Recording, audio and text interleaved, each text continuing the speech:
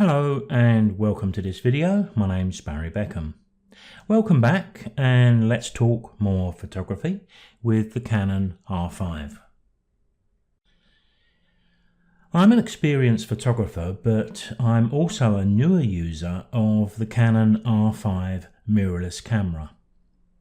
So here I'm sharing my experiences and thoughts about photography in general and of course the Canon R5.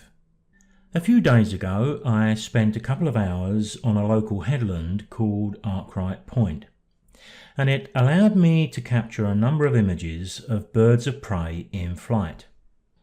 My experience with the Canon R5 and the 100 to 500mm RF lens seems to be making my success for this type of photography almost guaranteed. My confidence is at an all-time high. You know, the hardest part of this style of photography is getting yourself within shooting distance of your subject.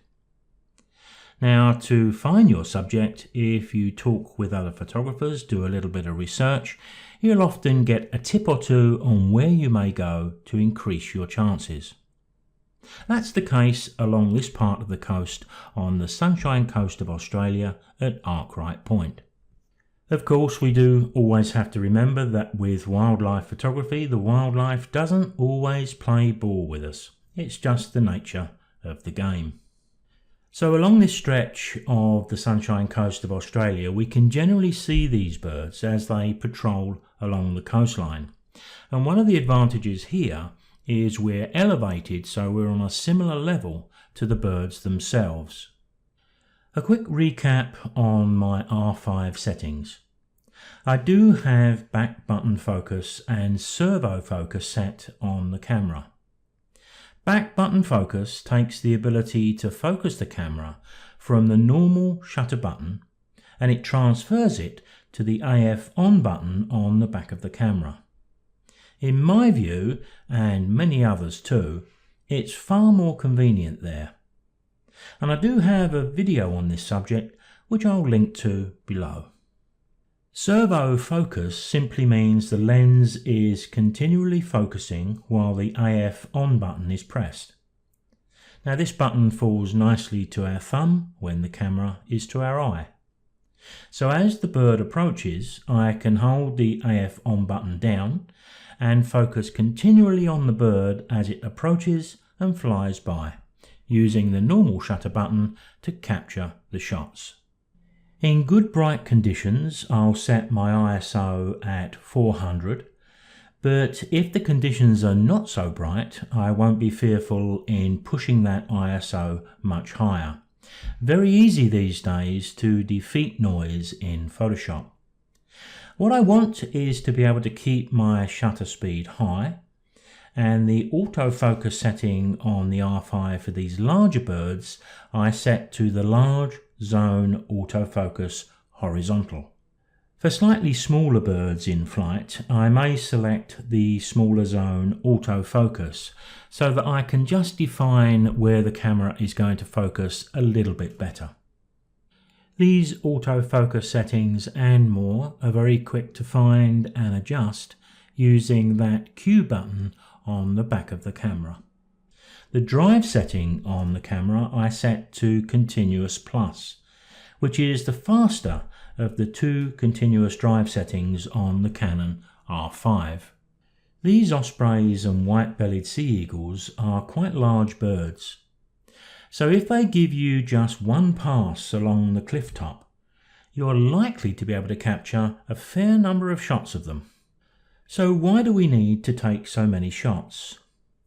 Well, because even when the light is in our favour, the birds show up and pose for us, and even when our technique is extremely good, there's still going to be times when the angle of the bird in relation to our shooting position is just not quite right for a great picture. It's not unusual to capture a sharp shot, but the bird is moving in the wrong direction.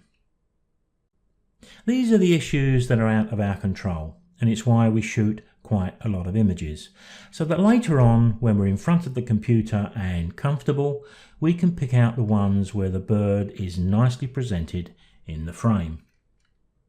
So a question you may ask at this point is, why not switch to the electronic shutter on the Canon R5 and shoot at 20 frames per second? Well, that's exactly what I did recently at Arkwright Point. But I also set the camera to detect animals, which we can do from the main menu screen. And I also increased the ISO to something like 2000 to 2500. Being a newer user of the Canon R5, I wanted to get a feel for the noise I would experience by using a much higher ISO, but also gain some experience with that electronic shutter. Now, the electronic shutter, being completely silent, does need a short while to get used to, especially for someone still used to the noise of a mirror and a shutter from a normal SLR.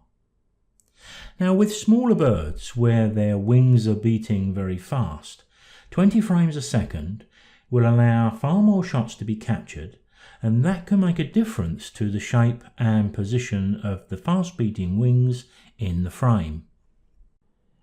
With these larger birds with very little wing movement, 20 frames per second does seem a little bit of an overkill to me. What we can see here in Adobe's Bridge represents 3 button presses during one flyby. So approximately 1 second for each button press to capture almost 60 images. We don't see a massive difference between the shots, apart from those where the bird is much closer to us. I suppose we could argue it's not a great problem. The worst that may happen is we need to edit what we've captured and maybe disregard some when we're in front of the computer, but the other argument says, better safe than sorry. So here I've opened up a couple of images into Photoshop where we can briefly look at the noise difference between these two images. Both of them were shot on completely different days, that's why we've got a difference in colour balance, but we can clearly see the difference in the noise too. The 400 ISO shot, here's the one on the top of course, and the 2500 ISO is the one below. Incidentally, the one below was also shot with the electronic shutter. Here we're looking at one of those images opened up into Adobe Camera Raw. I've got the image enlarged to 200% so we can clearly see the noise from the 2500 ISO. You'll also notice that I have the Detail tab open. And if I just move the noise reduction across, let's have a look at 40, you can see a considerable difference with that simple change with the noise in the background. Now, one point I would like to make is that whether I'm shooting at 400 ISO in good lighting conditions or maybe 2500 ISO, all of the images that I shot were sharp.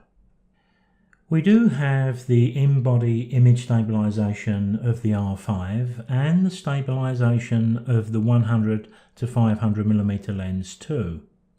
But that only helps our movement at the camera end.